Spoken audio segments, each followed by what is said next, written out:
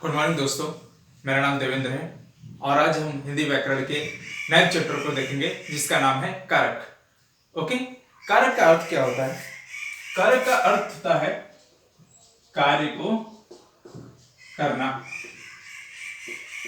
और हिंदी व्याकरण में कार्य को क्या कहते हैं? क्रिया कहते हैं। और वे जो क्रिया को करने में अहम योगदान निभाते हैं उसे ही हम क्या कहते हैं? उसे हम कारक कहते हैं। तो कारक के हिसाब से आज हम देखेंगे कि जो क्रिया को करने में अहम योगदान निभाते हैं उस हिसाब से कारक 8 प्रकार के होते हैं। कारक 8 प्रकार के होते हैं और वे कारक होते हैं कर्ता कारक, कर्म कारक, करण कारक, संप्रदान कारक, अपादान कारक, संबंध कारक, अधिकरण कारक और संबोधन कारक। और आज हम इन 8 कारक को अच्छे से पढ़ेंगे और साथ ही साथ ये भी देखेंगे कि वाक्य में इन कर्ता कारक में आती है विभक्ति। ये विभक्ति से क्या करते हैं? जो वाक्य होता है उस वाक्य में और सुंदरता लाने की कोशिश करते हैं।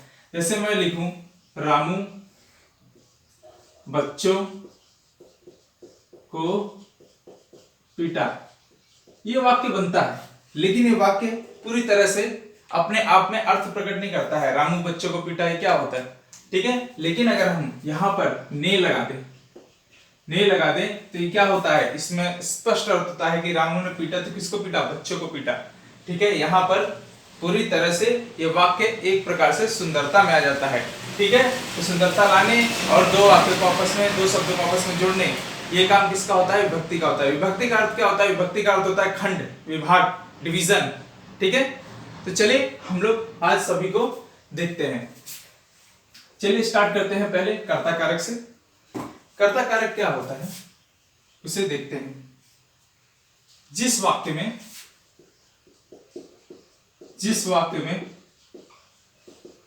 क्रिया को जो करता है उसे हम कर्ता कहते हैं, ठीक है ना। कर्ता की विभक्ति क्या होती है? कर्ता की विभक्ति होती है ने। जैसे एग्जाम्पल के तौर पर हम एग्जाम्पल लेते हैं तो सब समझ जाएंगे। एग्जाम्पल के तौर पर वही लेते हैं, रामू ने बच्चों को पीटा। ओके, यहां पे देखिए क्रिया कौन है? यहां पर क्रिया है पीटा। किसने पीटा? लेकिन देखिए क्रिया को जो करता है वही क्या कहलाता है? कर्ता कहलाता है। तो पीटने वाला कौन है? रामू है। तो रामू क्या है? हो गया रामू कर्ता हो गया। तो जिस वाक्य में क्रिया को जो करता है उसे ही हम क्या कहते हैं? कर्ता। जिस वाक्य में जो क्रिया को करने वाला होता है उसे हम कर्ता कहते हैं। और कर्ता में विभक्ति ने लगता है। कर्ता कारक में विभक्ति कौन सा लगता है? ने, ठीक है। तो ये क्या हो गया? ये कर्ता कारक हो गया। तो चलिए अब हम कर्म कारक की ओर चलते हैं। कर्म कारक को अच्छी तरह से समझते हैं। ये हो गया आपका कर्ता कारक और अब चलते हैं कर्म कारक की ओर। कर्म कारक किसे कहते हैं? वह वाक्य जिसमें क्रिया का प्रभाव जिसके ऊपर पड़े उसे कर्म कारक कहते हैं। मैं फिर से रिपीट करता हूं, वाक्य में क्रिया का प्रभाव जिसके ऊपर पड़े उसे कर्म कारक कहते हैं। एग्जाम्पल के तौर पर फिर वही लेते हैं, रामू ने बच्चों को पीटा। अभी हमने देखा कि पीटा क्या है? क्रिया है। और क्रिया को कर कौन रहा है? कर्ता कर रहा है। रामू क्या कर रहा है? पीट रहा है। रामू पीटा। तो जो पीटा वो पीटने का प्रभाव किसके ऊपर गया? अगर मैं पीट रहा हूं, सपोज करिए कि रामू पीट रहा है, ठीक है। रामू पीट रहा है तो पीट जो रहा है तो पीटने पे क्या कर रहा है? वो हाथों का इस्तेमाल कर रहा है। इसका मतलब सामने वाले को चोट जरूर आएगी। इसका मतलब उसने जो काम किया पीटने का, उसका प्रभाव तो किसी न किसी के ऊपर रहेगा जिसको उसने पीटा है। तो यहाँ पर पीटने का काम कर रहा है रामू और पीटने का प्रभाव किसको पड़ेगा? जिसको वो पीट रहा है। तो किसको पीट रहा है? बच्चों को पीट रहा है। तो यहाँ पर पीटना क्रिया है, तो उसका प्रभाव किसके ऊपर जा रहा है? बच्चों के ऊपर जा रहा है। तो ये क्या है? ये कर्म कारक है। कर्म कारक है, और कर्म कारक और क्रिया के बीच में जो विभक्ति आती है वो है को, और ये कर्म कारक की विभक्ति है। याद रखिएगा, कर्ता कारक की विभक्ति होती है ने, और कर्म कारक की विभक्ति होती है को। चलिए अब चलते हैं करण कारक की ओर। करण कारक किसे कहते हैं? करण कारक उसे कहते हैं वाक्य में जो क्रिया का कारण बने, उसे करण कारक कहते हैं। एग्जाम्पल के तौर पे मैं ले लूं बच्चा, एग्जाम्पल देखेंगे सब साफ हो जाएगा, बस देखते रहिए। बच्चा ठंड से कांप रहा था। एग्जाम्पल के तौर पे मैं एक और ले लेता हूं। देखिए गर्मी के मौसम में आप अगर ऐसी जगह पे बैठे हैं जहां पे पंखा ना चल रहा हो, तो आपको क्या होगा? पसीना आएगा। पसीना आएगा तो अगर आप कहीं पे बैठे हैं तो इसका मतलब क्या? क्रिया नहीं हो रही है? हो रही है। आप बैठे हैं, आपके शरीर में पसीना आ रहा है, इसका मतलब क्रिया हो रही है। क्रिया हो रही है तो उस क्रिया के पीछे कारण कौन है जिसके कारण आपको पसीना आ रहा है? आप बैठे हैं कहीं पर, आपको पसीना आ रहा है, तो उसके पीछे कारण कौन है? उसके पीछे कारण है गर्मी। तो गर्मी के मारे पसीना आपको आ रहा है। इसी तरह से यहाँ पे भी है, बच्चा क्या कर रहा है? कांप रहा था। कांप रहा था तो उसके पीछे कारण कौन था? कांप रहा था। जो क्रिया हो रही है, जो क्रिया हो रही है वो किसके कारण हो रही है? कांपने की क्रिया हो रही है ठंड के कारण। तो जिसके कारण क्रिया होती है उसे हम करण कारक कहते हैं। तो यहाँ पर करण कारक कौन है? यहाँ पर करण कारक है, यहाँ पर करण कारक है ठंड। और करण कारक की विभक्ति कौन है इसमें? करण कारक की विभक्ति से है, से, ये विभक्ति है। ओके, करण कारक की दो विभक्ति होती है, से और के द्वारा। करण कारक की दो विभक्ति होती है, से और के द्वारा। चलिए अब संप्रदान कारक की ओर चलते हैं। संप्रदान कारक का मतलब क्या होता है? संप्रदान का मतलब होता है, संप्रदान शब्द का मतलब होता है देना, या फिर किसी के लिए कुछ करना, किसी के लिए कुछ करना। जैसे एग्जांपल के तौर पे मैं लेके आऊं, रामू ने मीना के लिए फल लाया है, फल लाया है। संप्रदान कारक की विभक्ति क्या है? को, के लिए। यहां पे अगर आप देखेंगे तो यहां पर कुछ देने की या फिर किसी के लिए कुछ करने का भाव आ रहा है। तो यहाँ पे कुछ देने की या फिर किसी के लिए कुछ करने का भाव आता है, तो उसे ही हम क्या कहते हैं? संप्रदान कारक कहते हैं। और यहाँ पे देखिए के लिए विभक्ति भी आई है, और ये किसके लिए किया जा रहा है? रामू किसके लिए कर रहा है? मीना के लिए कर रहा है। ठीक है, तो किसी को कुछ देने या फिर किसी के लिए कुछ करने का भाव जहां पे आए उसे हम संप्रदान कारक कहते हैं। संप्रदान कारक की विभक्ति होती है को और के लिए।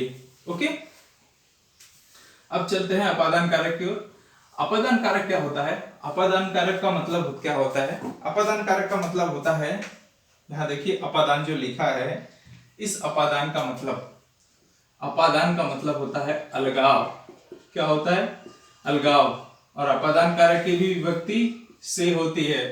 ठीक है, करण कारक की विभक्ति क्या होती है? से होती है। लेकिन यहाँ पर करण कारक में जो से आता है वो क्या करता है? क्रिया, कौन क्रिया किसके कारण हो रही है उसको बताने के लिए, मतलब संबंध को दर्शाने के लिए। जो क्रिया हो रही है वो क्रिया किसके कारण हो रही है उसके और क्रिया के बीच में संबंध दर्शाने के लिए करण कारक में से का प्रयोग होता है। और अपादान कारक में जो विभक्ति है से, इसका उपयोग अलगाव के लिए होता है। जैसे पेड़ से फल नीचे गिरा। तो यहां पे देखिए एक पेड़ है और उस पेड़ से क्या हो गया? फल नीचे गिर गया। जो फल नीचे गिरा इससे क्या हो गया? अलग हो गया। तो यहाँ पे देखिए ये जो से आया ये क्या कर रहा है? अलगाव कर रहा है। किससे? पेड़ से फल का अलगाव कर रहा है। ठीक है, ये क्रिया है और ये क्रिया क्या कर रही है? इससे अलगाव कर रही है। ठीक है, तो पेड़ से संज्ञा है सर्वनाम। देखिए ये पेड़ क्या है? ये पेड़ सर्वनाम संज्ञा है। ये संज्ञा से क्या कर रहा है? ये क्रिया, ये अलगाव करवा रहा है। ठीक है, दो संज्ञा या फिर दो सर्वनाम या फिर संज्ञा सर्वनाम के बीच में अलगाव जिस विभक्ति के द्वारा होता है और विभक्ति है से, तो उसे कहते हैं अपादान कारक। ठीक है, अब चलते हैं संबंध कारक की ओर। संबंध कारक के विभक्ति क्या होती है उन्हें आइए पहले देखते हैं। संबंध कारक की विभक्ति होती है का, के, की, रा, रे, री, ना, ने, नी। ये संबंध कारक की विभक्तियां हैं। विभक्तियां का अर्थ होता है खंड। संबंध कारक को भी एग्जाम्पल से समझते हैं। एग्जाम्पल से समझने से पहले उसके परिभाषा को देख लेते हैं। जैसे कि एग्जाम्पल के तौर पर राजा दशरथ के 4 पुत्र थे, ये बाद में देखते हैं, लेकिन संबंध कारक की परिभाषा पहले सुन ले। संबंध कारक की परिभाषा होती है दो संज्ञा या फिर दो सर्वनाम या फिर सिंगल सर्वनाम के बीच में संबंध को दर्शाने, संबंध को जो दर्शाता है उसे ही हम संबंध कारक कहते हैं। ठीक है ना, दो संज्ञा या फिर संज्ञा सर्वनाम या फिर दो सर्वनाम के बीच में विभक्ति को लगाकर, दो संज्ञा दो सर्वनाम या संज्ञा सर्वनाम के बीच में संबंध कारक की विभक्ति को लगाकर जो संबंध को दर्शाए उसे कहते हैं संबंध कारक। जैसे मैं बोलूं एग्जांपल के लिए, राजा दशरथ के 4 पुत्र थे। राजा दशरथ के 4 पुत्र थे। यहाँ पे 4 पुत्र कौन है? राम, लक्ष्मण, भरत, शत्रुघ्न। राजा दशरथ के 4 पुत्र थे, राम, लक्ष्मण, भरत, शत्रुघ्न। और राजा दशरथ क्या थे? उनके पिता थे। यहाँ पे किसका संबंध है? पिता का पुत्र से संबंध है। ठीक है, और बीच में क्या आ गया है? बीच में विभक्ति आ गई है। किसकी विभक्ति आ गई है? संबंध कारक की विभक्ति आ गई है। संबंध कारक की विभक्ति जो आ गई है तो ये क्या कर रहा है? इन दोनों के बीच में संबंध को दर्शा रहा है। दो संज्ञा दो सर्वनाम या फिर संज्ञा सर्वनाम के बीच में संबंध कारक की विभक्ति लगाकर जो संबंध दर्शाए उसे हम संबंध कारक कहते हैं। ठीक है, ये सब को आपको लिखने की जरूरत नहीं है, इसका पीडीएफ आपको मिल जाएगा आपके वीडियो के नीचे, वीडियो के यूट्यूब के डिस्क्रिप्शन लिंक में। आइए अधिकरण की ओर आते हैं। अधिकरण कारक में अधिकरण शब्द का मतलब क्या होता है? अधिकरण कारक में अधिकरण शब्द का मतलब होता है आश्रय। आश्रय का मतलब सहारा। सहारा का मतलब होता है जिसके ऊपर, जिसके सहारे कोई टिका हो, जिसके सहारे कोई टिका हो। अधिकरण कारक में भी क्या होता है? अधिकरण कारक में जो क्रिया का आधार होता है वो संज्ञा या सर्वनाम होता है। मतलब क्रिया जो टिकी होती है किसके कारण टिकी होती है? संज्ञा या सर्वनाम के कारण टिकी होती है। ठीक है ना, चलिए आइए इसको देखते हैं। अधिकरण कारक में अधिकरण कारक की विभक्ति कौन होती है? में और पर। ठीक है, जैसे मैं बोलूं एग्जाम्पल के तौर पर, महाभारत का युद्ध, महाभारत का युद्ध कुरुक्षेत्र में हुआ था। तो यहां पे क्या है? ये क्रिया है,